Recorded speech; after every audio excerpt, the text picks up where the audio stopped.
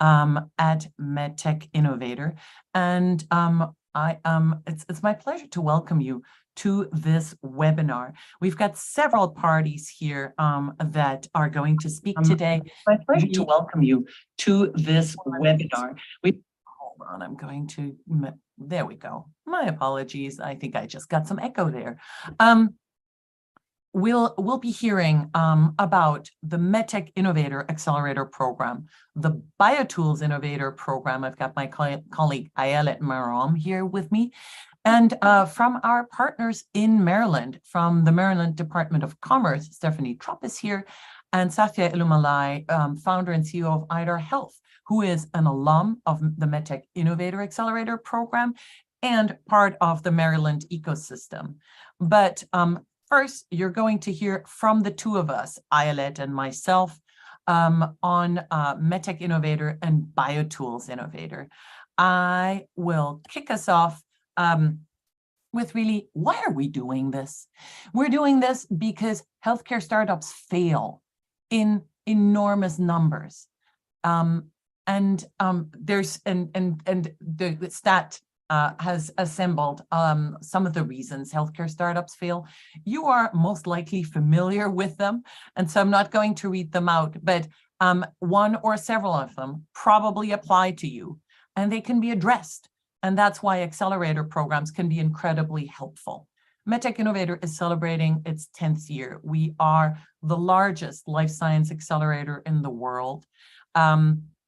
We have more than 2 times as many device companies in our portfolio than any other accelerator.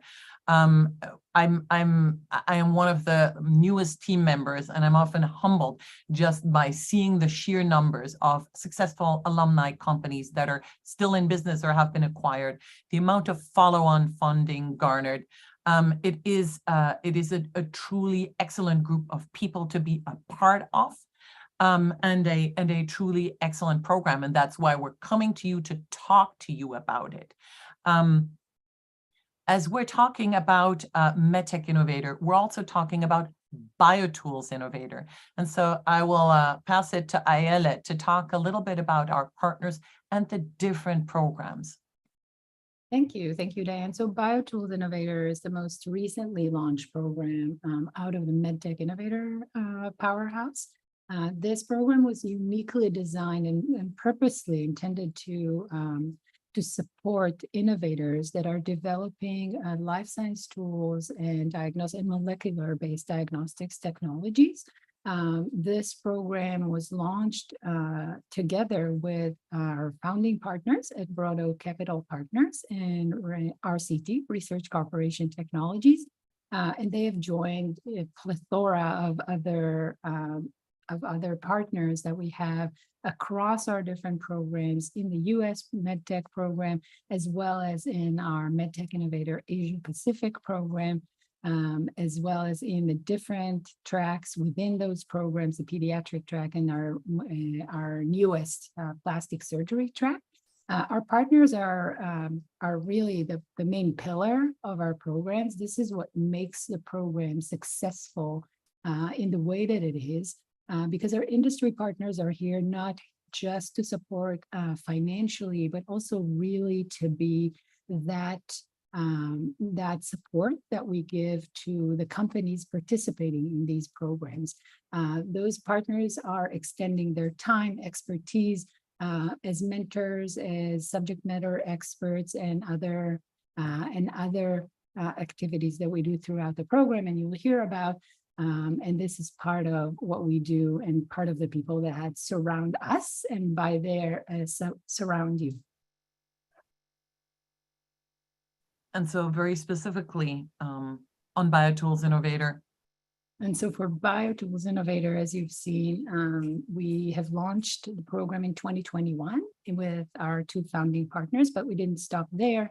As you can see, these are various partners that are joining us in this capacity or others as mentors, as subject matter experts, as reviewers, and so on and so forth. And we continue to grow that ecosystem Part of what you'll hear about today is how the state of Maryland is going to be a part of further growing that ecosystem so that we can continue to support startups, both in this program and in our MedTech Innovator program. And so this brings us to, there's 3 programs, 1 deadline. The deadline is January 31st. So you've got a couple of weeks, but earlier is better. So the MedTech Innovator program, the BioTools Innovator program, and MedTech Innovator Asia Pacific are open for applications. And some of the questions we've gotten are, well, but what if I'm not in the US and I'm not in Asia Pacific? All 3 programs are virtual. And so we don't need you to relocate, and we don't need you necessarily to be in one of our core geographies. Specifically, both the MedTech Innovator, the US program, and the BioTools Innovator program have plenty of companies, be that from the Americas, as well as Europe and the Middle East. We basically, it is really not where you are, but where you'd like to be and where you'll get the most impact from being part of the program. I'll stay on the MedTech Innovator program for a little bit, and I'll encourage you to submit your questions in the Q&A for both Ayelet and myself, and as we get later to our other panelists as well, we'll be monitoring those. And we'll also make sure to leave some time for Q&A. So very often the questions we get, what are you looking for in terms of technologies and applications? This here is a quick snapshot on MedTech Innovator, the MedTech Innovator program, the focus areas. So there are a number of clinical focus areas, but MedTech, as in for the MedTech Innovator Accelerator program, the US Accelerator program, is defined as medical devices, digital health, and diagnostics for a large amount of medical conditions and medical focus areas. So I think if you look at the focus areas and if you look at our partners, you'll see that this encompasses almost everything. And so we can only encourage you to apply and or tell us more about what you do and ask for feedback. Thank you, Diane. And for the BioTools Innovator program, more than often being a new program, we get the question of what is BioTools Innovator? What is life science tools and molecular-based diagnostics? So a little bit about this. And again, as Diane mentioned, feel free to email us. You'll have our contacts at the end and ask if your technology is a fit. But what we're looking for in BioTools Innovator are one of these 4 main categories, falls into one of these main categories.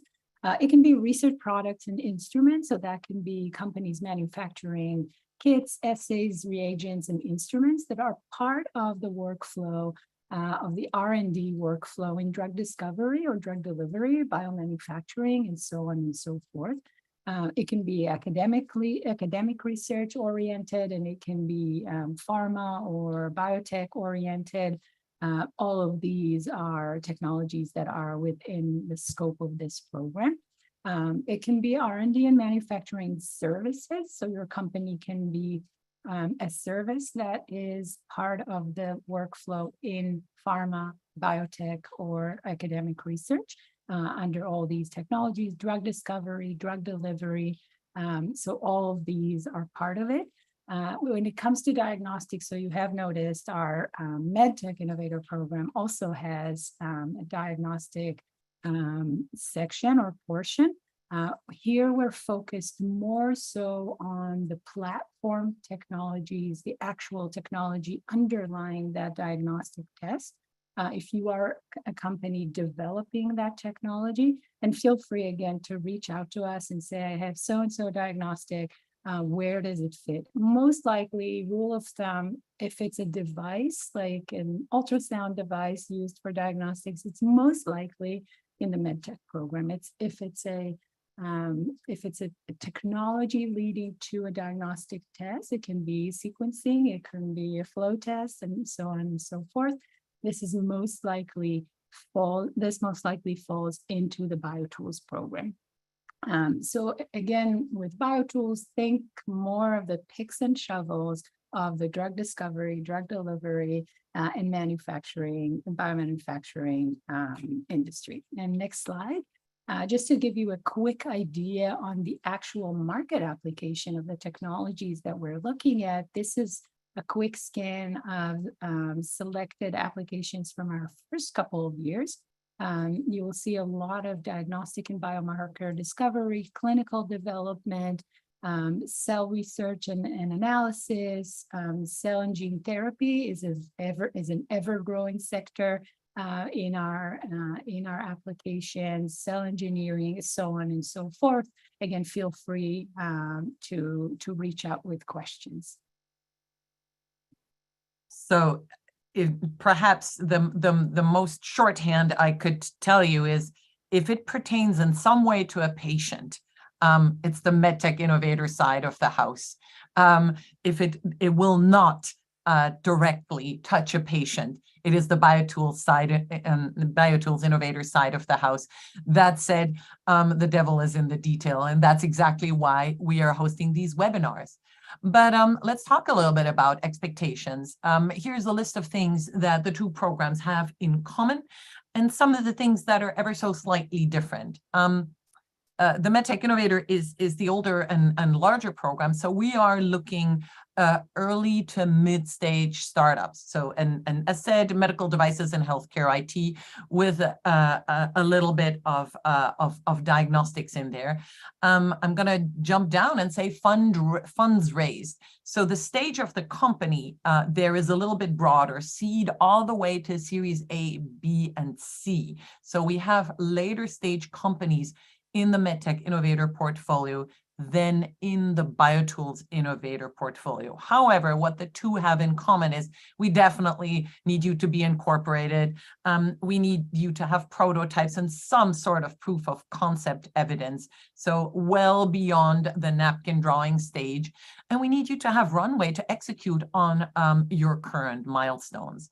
And what's really important is this is just like any accelerator program, it's a participation program. While a large part of the program is virtual, we want you to commit a co-founder, a CEO, a senior member of your leadership team, not the marketing intern, to our program, just because that person will get the most benefit from the program. And we've got some cohort stats to kind of dive a little bit deeper on what are we talking about in terms of development stage and funding stage. But really, what I mostly want to tell you is the MedTech Innovator part of the house is a little bit later stage in terms of both funding and development. And BioTools Innovator is at a slightly earlier stage. If in doubt, apply. We always say, if in doubt, apply, simply because the feedback you'll get through the application process can be very valuable. And we also always tell companies that if you don't get in at first attempt, you'll have learned a lot and you'll be in a far better place next year. So one quick word, if you could jump back to that. Yeah, of course. Again, one thing to notice here, when we're talking about funding and you're looking at 4%, for example, in the BioTools program or pre-seed, a lot of times what we would see, don't let this deter you, is the point, I guess, because a lot of times what we would see are companies that are funded by other mechanisms such as SBIR grants or other government issued grants. And so a lot of the companies would have had runway, either through what we uniquely see more in the BioTools program, which is revenue generated through service contract, or through grants, which we also see in the MedTech program. So again, when in doubt, reach out to ask, but don't let this kind of deter you from applying if you don't yet have any funds raised. So evaluation metrics, really, what are we looking for? That is perhaps the most frequent question I get. What are we looking for? It is, in many ways, none of this should be a surprise to you. That is what everyone is looking for, what investors will be looking for. It is a lot on the value, your value proposition. What do what do you have? What is the market opportunity there? The execution, can you actually do what you want to do? Do you have the ability to do that? And is there momentum? Is there forward motion in what you are doing? That is something that we'll evaluate in the application process and during in-person interviewing. Ayelet, can I have you talk about resources and support? Why should anybody be part of this? Absolutely. Thank you, Diane. And so let's talk a little bit about what does it mean to be part of MedTech Innovator or BioTools Innovator. We haven't gotten to it. We'll talk about it, but we have a rigorous selection process. Once you've gone through that selection process and you're part of the program, one of the things that we really pride ourselves in is what is it that we do throughout the virtual program once it starts. And so one of the things you'll get, there's an educational curriculum. It's a very cohort-driven one. And so we analyze the gaps and challenges that our companies, that our selected companies have, and then based on that, we build a series of webinars, industry panels with leading industry experts to talk about these issues and give you the input that you need and help that you need. That is, of course, in addition to office hour workshops and other activities that we can dive deeper into once you get into the accelerator. One of the main pillars and one of the things that we really want you to take away from this webinar is the mentorship. So like I said in the beginning, we are an industry-focused accelerator. So again, to differentiate from other accelerators, we're not kind of a idea on a napkin kind of accelerator. It's a little bit downstream. And so when you come into the program, you're a little bit more advanced and ready to go and work with your mentors, which are, again, part of our partners in the different programs. And this mentorship has been extensively substantial to companies in the program. We have Satya here who can talk about this a little bit later on. So I'll try to keep it short so that we have time to give Satya some time to elaborate on that. And sorry if you could jump back to the slide, Diane. Resources and funding, of course, we focus on helping you with different in-kind services, discounts and perks, as well as a non-dilutive prize at the end of the program. We'll talk later about the final competition that we have. And of course, partnering events with investors and opportunities for introductions throughout the program. Again, one very important pillar, I cannot stress this enough, is the community we build around our founders. So having that peer network, Diane mentioned over 500 portfolio companies. This is an extensive peer network that is invaluable in what it can provide to the companies. That is, of course, outside of the community of partners and other experts that are part of our ecosystem and extending ecosystem, I should say. And this is why we're here talking about the Maryland ecosystem and how it's going to be a big part of what we're doing this year in MedTech Innovator and BioTools Innovator. And lastly, of course, recognition and visibility. Being a part of it gives you the distinction and merit and the ability to introduce yourself to others as being part of that accelerator. We are, just a quick note, a very startup-friendly accelerator. We are a nonprofit organization, both BioTools and MedTech Innovator. And so we don't take any equity or participation fee. We are agnostic to geography, as most of the program is virtual, except for being bookended with events, in-person events in the beginning and end. And the program is, of course, customized to any stage of development that you that you are in as part of how we build our program. I'd like to just make sure to truly double down on the mentorship. What I neglected to say is really, if you look at closely at our partners, they truly represent the who's who in MedTech. And so the ability to work one-on-one with a mentor from any of these companies will benefit your growth trajectory as a company. The other thing I'd like to definitely double down is the recognition and visibility, and I'll get more towards that in a minute. And thank you for the folks who are submitting questions. We'll get to those in a little bit. So what does this look like? Applications are open. We hope you apply. We expect a lot of applications. And so we invite about the top 20% or so of companies to pitch. And for MedTech Innovator, that's what the little arrow say. For MedTech Innovators, we invite about 20 early stage companies and 30 mid-stage companies as accelerator companies. So after the pitches, and I'll get into more detail what that looks like. And on the BioTools side, it's about 15 to 20 companies. And so each of the programs then has 5 finalists and 1 grand prize winner. And so to dive a little bit more deeply into specifically how do you get from being one of 1,300 to one of 250, we've got the roadshow. So we've got the application deadline. The road tour is coming up. So we get about 20% of you, as said. These are the dates of the events we will be hosting. And so there are some of the events are combined for both BioTools Innovator and MedTech Innovator. And the East Coast event, we'll hear more about that one, will be in Baltimore, Maryland. And that's exactly why we've got Stephanie with us here.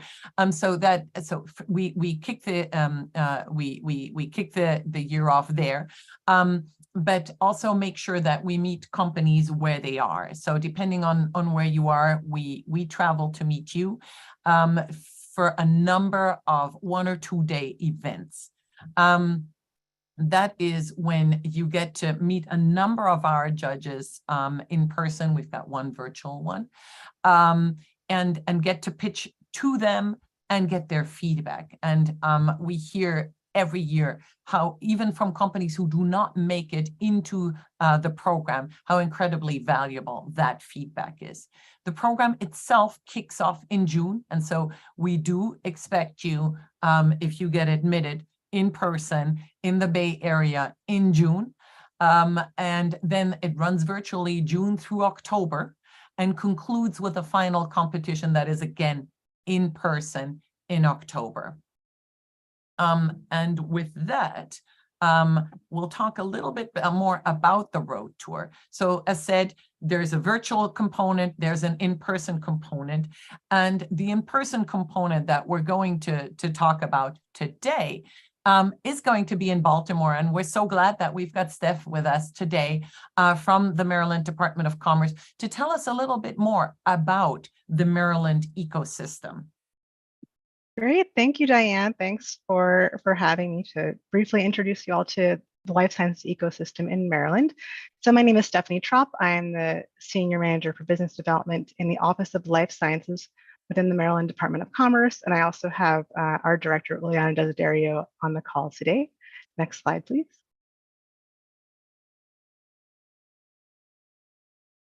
So as the primary economic development agency for the state of Maryland, our mission is to grow our economy by attracting new businesses to set up shop in Maryland and by supporting the growth and operations of our existing companies by providing various types of support around financing, workforce development, and more.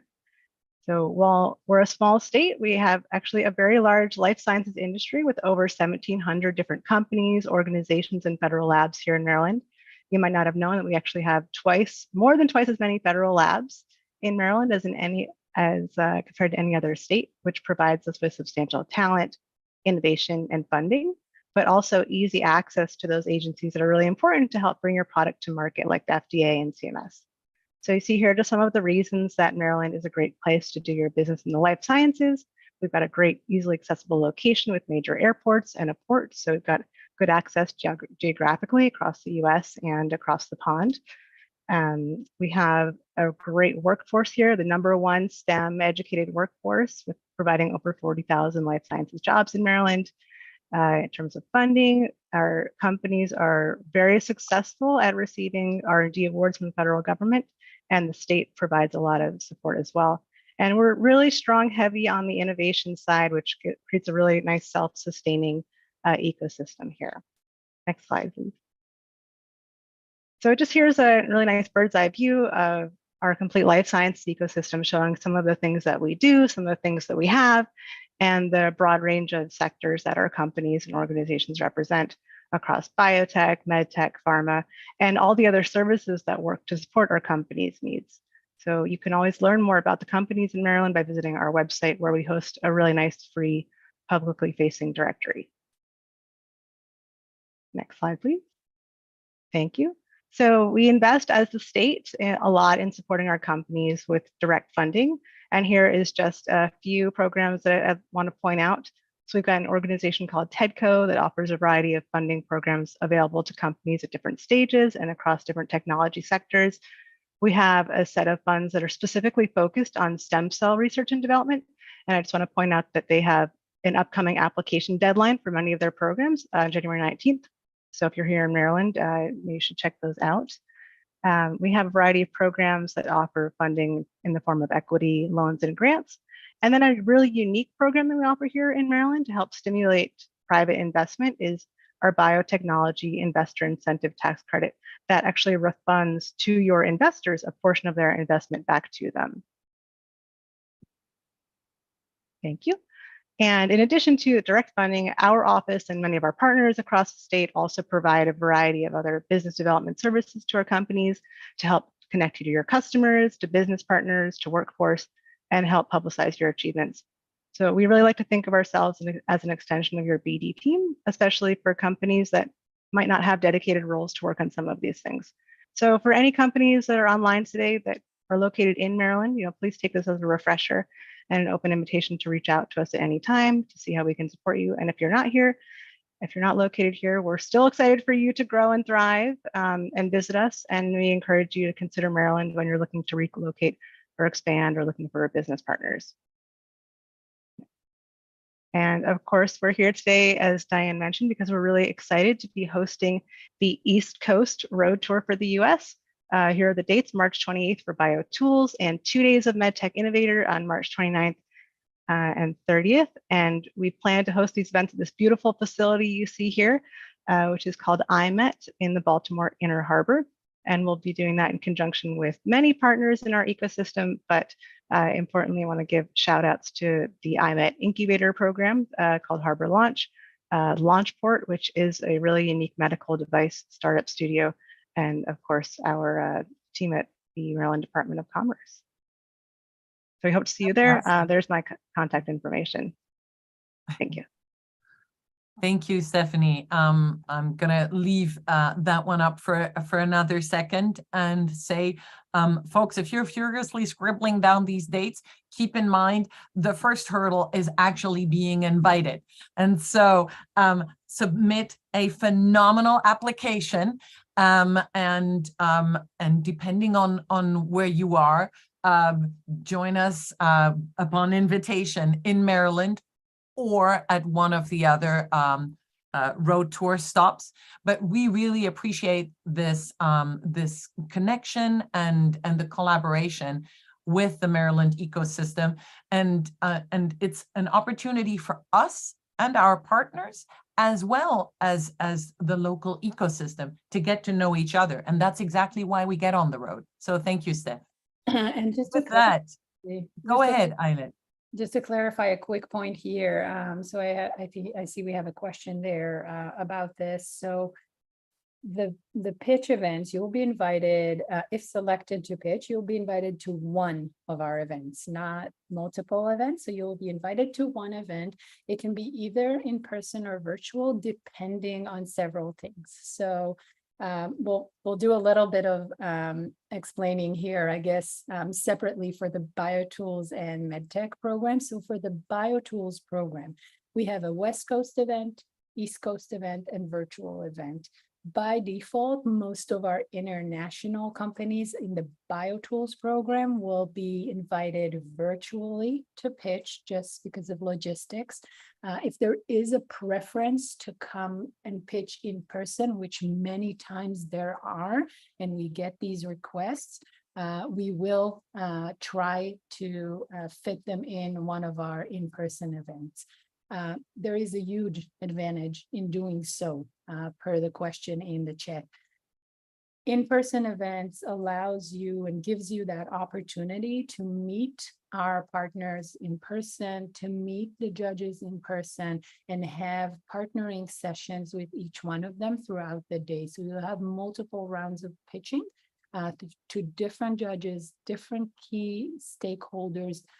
This is definitely one of the things that we hear from companies that have been instrumental for their progress. And so, yes, there is an advantage. We do understand that sometimes it's not possible. So we try to structure it as similar to the in-person experience as possible virtually. Some of it get lost. I will say that just by the nature of virtual events, but we do try to keep it as similar as possible and provide that feedback similarly. For the MedTech program, I'll just say there is an international event in Dublin in addition to the West Coast and East Coast events. And so some of the international companies will fall under that invitation. There are a couple of different virtual events. It depends on the preference that you submit during your application and the track that you're part of. And so, again, more details, we can take this offline, but this is big picture. This is the answer to this. I hope this answered the question. Thanks for that. And I saw a couple of questions on mentorship, and we'll get to those in a minute when we go into Q&A. Talking more through what happens after the roadshow. So mid-June, we meet in person in San Francisco. That is where you meet your mentors. That is where you meet each other.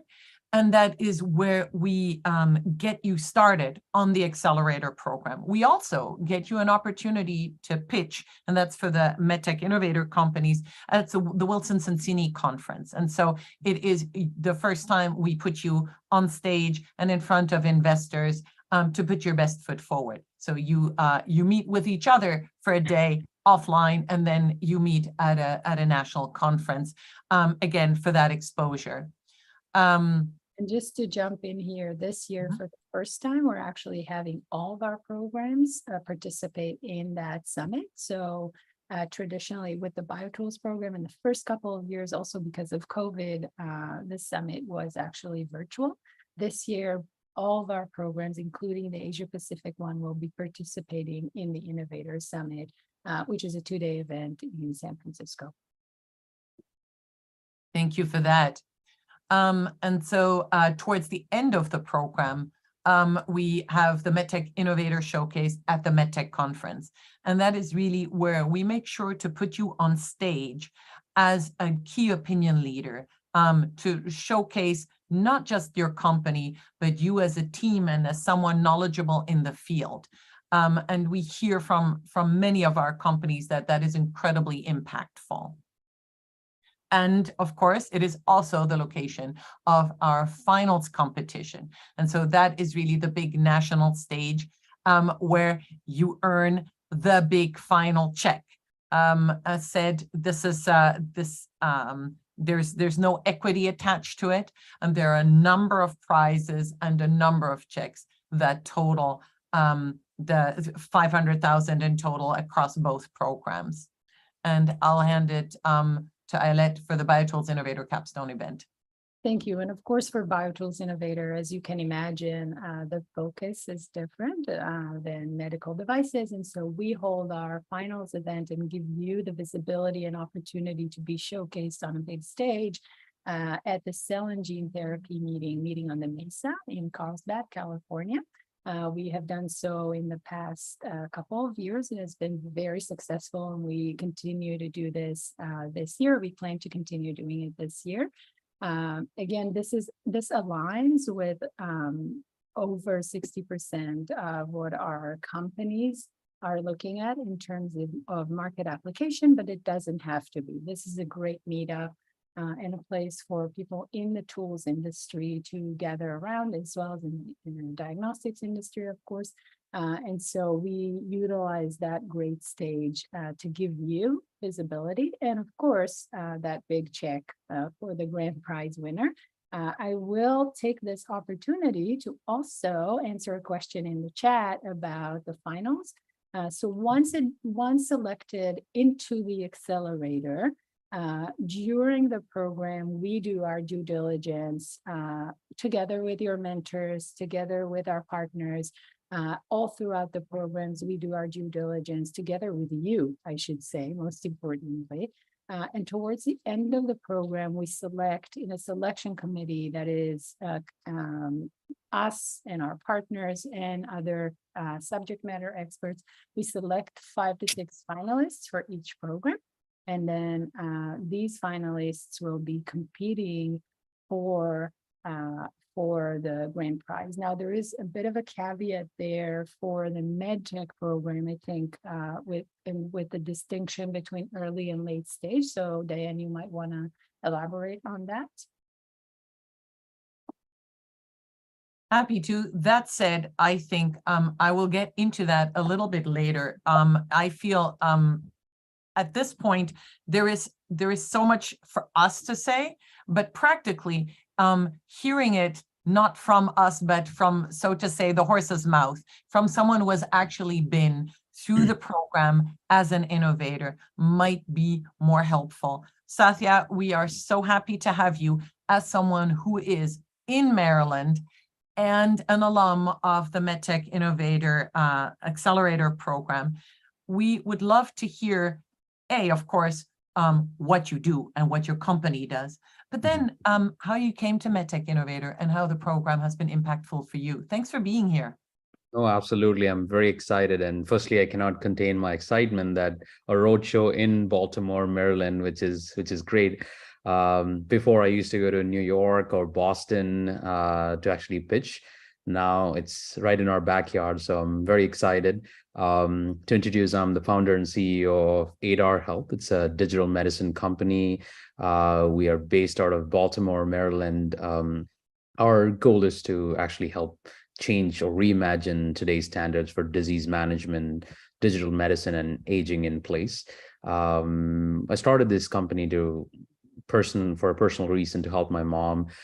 She has multiple chronic conditions, and I was really tired of looking at multiple devices and technologies that were not really helping her, but actually making her life even more miserable.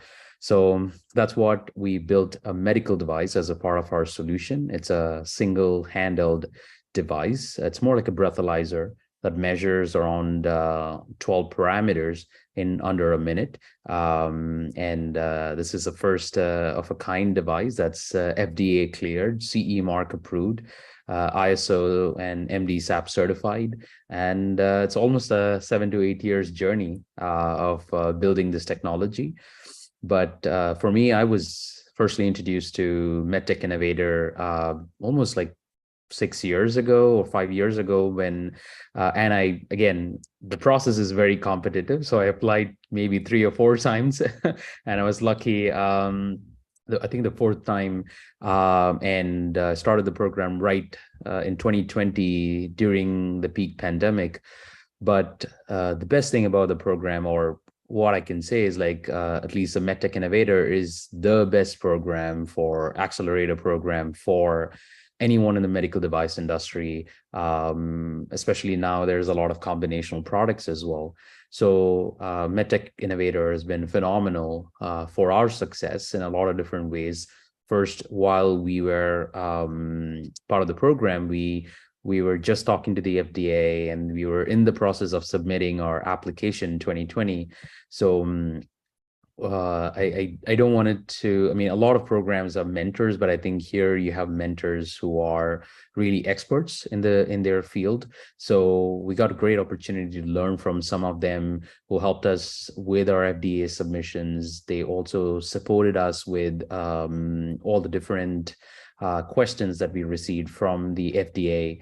And more importantly, fundraising. In any startup, you need to have a good ecosystem to identify the right people to help you raise funds. So it was very helpful for us to be part of the greater MedTech Innovator ecosystem. So we found a lot of opportunities to raise funding. And another important thing, doesn't stop with experts and funding, but also a lot of introductions, right? So for customers, the first time we were introduced to BARDA was through MedTech Innovator, or Biomedical Advanced Research and Development Authority. We actually got introduced through this program, and we applied, and we actually got a federal contract from the US Department of Health, where BARDA is associated with.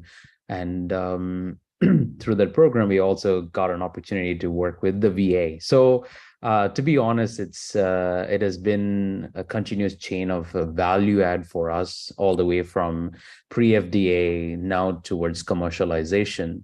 It has been phenomenal for us being part of the program, and also being an alumni of the program. And even today, I can reach out to Paul anytime, who's the head of MedTech Innovator, and he's always available to respond and support us even after we completed the program. And just wanted to piggyback on some of the great things that Stephanie mentioned about Maryland and being in Baltimore. This is the best place to be, honestly. It's surrounded with the FDA, CMS, NIH, NSF, you name it, all the federal institutions are here. And it's kind of an overdue for MedTech to finally come here. So I know, and this is going to be a tradition going forward, that having MedTech Innovator and then other accelerator to join this, because I think we wanted to make sure that we are building the new wave of innovators from Maryland and Baltimore. And I think it's just a great value add for us to have a MedTech Innovator and the BioTools now part of it. Thank you, and happy to answer any questions you guys have, and feel free to also reach out to me after this info session. Phenomenal. Really appreciate you sharing your experience, Satya. It makes a difference. It's having an actual face of an innovator who's been part through the program, and also the personal experience of not getting in at first attempt. So don't get discouraged. You learn, you get better, you come back, and you succeed. And that is, I think, that is the nature of the startup. Thank you for that. I am going to jump into this. Is the call to action for both programs, for all three programs to be specific, but I know that our Asia Pacific program is holding separate information sessions. So for any of the three programs, you will go through their websites, and we've got the addresses there, and you will end up in the portal that will require a username and an email address. You start your profile, start the application. We parked a QR code there for those who want to do that and make sure to capture the website. But we can only encourage you to apply. We look forward to your applications, and I'm ready to go into Q&A, but I'm looking at Ayelet to see if I missed something. I know we want to talk about different cohorts and mentors. And of course, I was muted. Thank you, Diane. So one small thing I wanted to mention prior to answering some of your questions. One strong recommendation we have for you when you visit our websites to apply. So that those URLs you see here, if you just add the word apply at the end, will take you to the application page. But what I would do before you apply, feel free to look at our portfolio pages respectively. Our portfolio pages would give you a very good idea of what kind of companies have been in the program in the past. That should give you a good idea whether you're a good fit in terms of technology, and then also just the kind of companies that would be part of your network once you are accepted. So feel free to do so. One thing I also wanted to mention here, you will start it's the same application for both programs. At some point, it will ask you to choose a program that you want to apply to. And so don't expect to be taken to a different website. You will just start an application and it will ask you where you're applying to. So that's just on the technical side really quick. I want to open this up for questions for Satya while he's here. So please feel free to either raise your hands or post questions in the chat in the Q&A, sorry, for Satya. And while we do this, Stephanie in Maryland, Stephanie, both of them, we will definitely follow up, and we're monitoring the Q&A. Okay, let's get to some of the questions here. So how are mentors chosen? Are we paired according to scientific or tech discipline? This is a great question. The answer is, it depends. So I guess it depends really on what your needs are. So one of the things that we make sure to stress during this program to every company participating is that this is a custom-made program for your company, right? So it's tailored to your company's needs and challenges at the time of the accelerator program.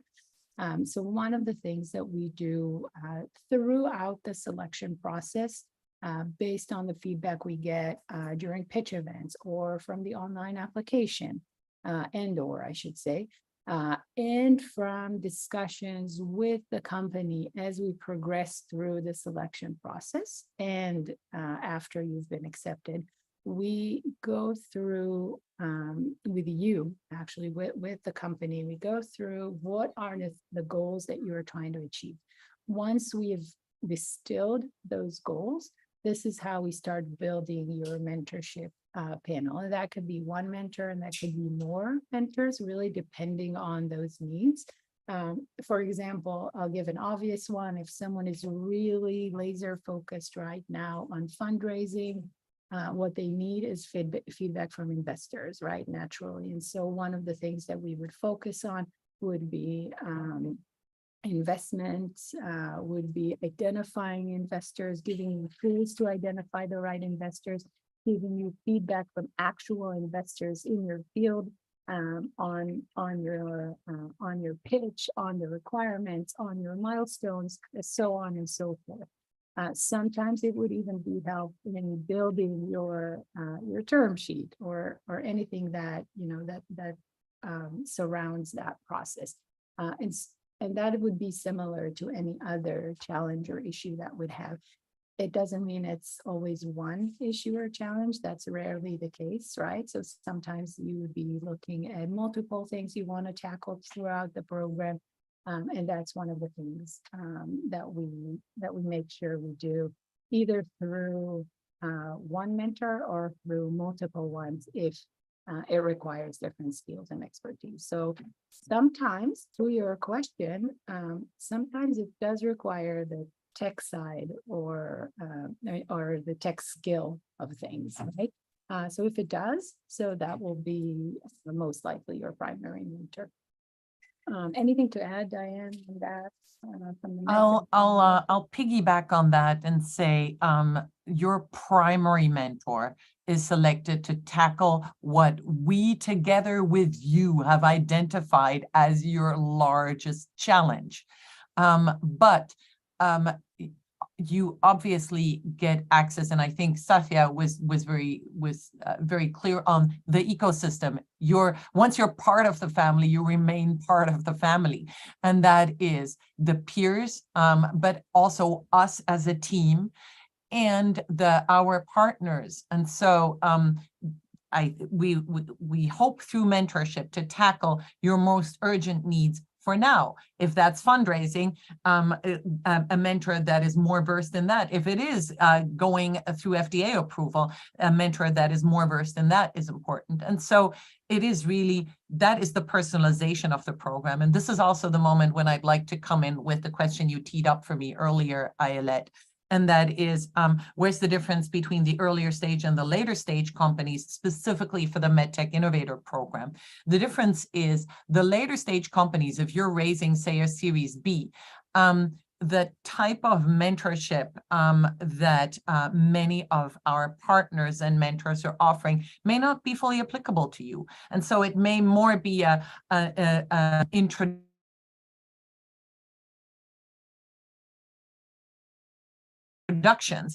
mentorship. It looks like everybody's frozen, so I might be frozen. My apologies if the internet just glitched at the wrong moment. That happens. It wouldn't be 2023 if we didn't continue good habits from 2022. So what I wanted to make sure I specify is later stage companies get the same exposure at the conferences. They get the same benefits from meeting our keynote speakers. What they don't get is paired to a one-on-one mentor or two one-on-one mentors to work intensively with them throughout the couple of months, because they may need that mentorship less. However, what you need, we will help find for you and with you. With that, I am going to tee up Satya. There was a question regarding the numerous applications. Satya, do you credit your successful fourth application on being further along in the development of IDAR, or just preparing your application better? So any advice for the folks on the webinar on what did you do better? How did you get successful at the fourth time? No, I think for us, one, definitely we were a little bit further away from where we were, not even having a prototype to actually having a working prototype was a huge value add. But also in terms of addressing the key requirements of the program, right? Sometimes the earlier applications are more generalized. Okay, here is most companies like kind of fit into this scenario, right? Where they have a product and then it can fit into a lot of different applications, but then narrowing it down, having that first go to market is very important. Even if it's wrong, still going in that direction, making sure that you're doing everything to achieve that product market fit is very important. So I think for us, the success was maybe at the last of the fourth application, we had a better product market fit and we were further along in our development process. And definitely getting feedback from prior people who was part of the program, or alumni or CEOs who were part of the program, was very helpful. Thank you for that. I'm going to stop the screen share so that we can just, for the last 5 minutes of this webinar, look at each other's faces. There is a question in here to go ahead. To Satya's response as to your chances of getting accepted, right? So a little bit, I'm going to give you a little bit of behind the scenes. So the other thing that might affect your acceptance into the program is the strategic interests of our partners, right? So that has to be aligned first and foremost, right? So imagine in the MedTech program working with J&J or Edwards or any other partner that has your technology and your focus, market focus, has to be aligned with the strategic interests of these partners.